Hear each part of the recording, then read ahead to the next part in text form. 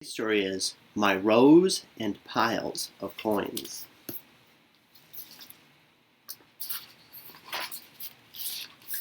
After a good day at the market, my mother, Yayo, gives me 5 whole 10-cent coins.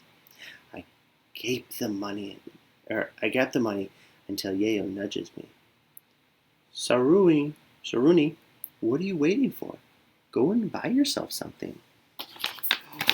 Oh. I plunge into the market. I saw roasted peanuts, chapati, rice cakes, and sambusa. Things. There were wooden toys, trucks, kites, slingshots, and marbles. My heart beat excitedly. I wanted to buy everything, but I clutched my coins tightly in my pocket.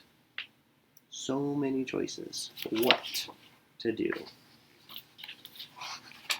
At the edge of the market, I stop. A neat, sparkling row stood several big, new bicycles. One of them was decorated all over with red and blue. That's what I would buy. For some time now, Moret, my father, had been teaching me to ride his big, heavy bicycle. If only I had a bicycle of my own. A gruff voice tells me, "What are you looking for, little boy?" I turned and bumped into a tall, skinny man who laughed at my confusion. Embarrassed, I hurried back to Yayo.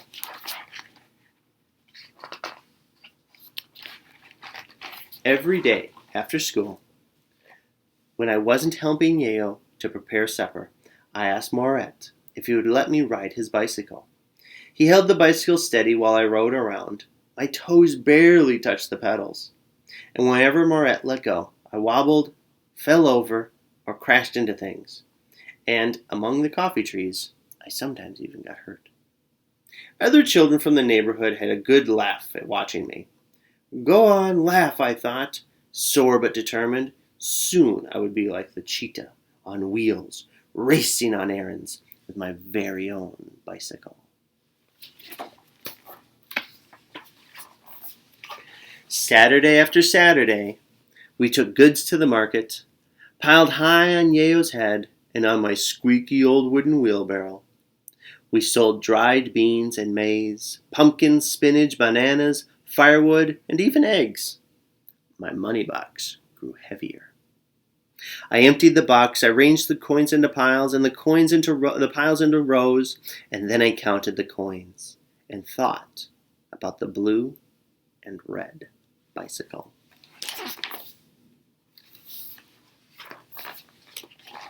After several more lessons, Moret let me ride the bicycle on my own, and then he shouted directions. Eyes up! Arms straight! Keep pedaling! Slow down!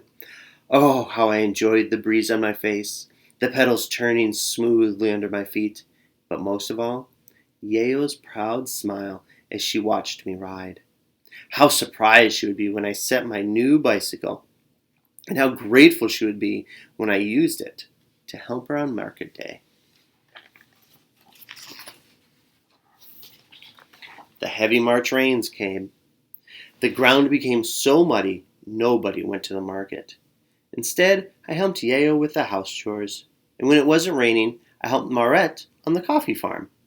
We pruned the coffee trees and put fallen leaves and twigs around the coffee stems. Whenever I could, I practiced riding around the coffee stems on Moret's bicycle. It stopped raining in June, not long after school closed, and our harvest, fresh maize, peas, sweet potatoes, vegetables, and fruits, was so big we went to the market on Saturdays and on Wednesdays. My money box grew heavier and heavier each time. I emptied the box. I arranged the coins into piles and the piles into rows, and then I counted the coins and thought about that bicycle that I was going to buy.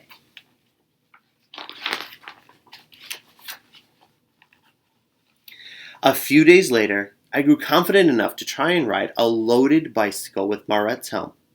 I strapped a giant pumpkin on the carrier behind me, and when I attempted to pedal, the bicycle wobbled so dangerously that Moret, alongside me, had to grab it. All right, Saruni said, the load is too heavy for you. I got off, mounting the bicycle to ride back to the house. He sighed wearily. And it's hard on my bones, which are getting too old for all that pedaling. I practiced daily with smaller loads, and slowly I learned how to ride with a loaded bicycle. No more pushing the squeaky old wheelbarrow. I thought I would ride with my load tall and proud on my very own bicycle, just like Moret.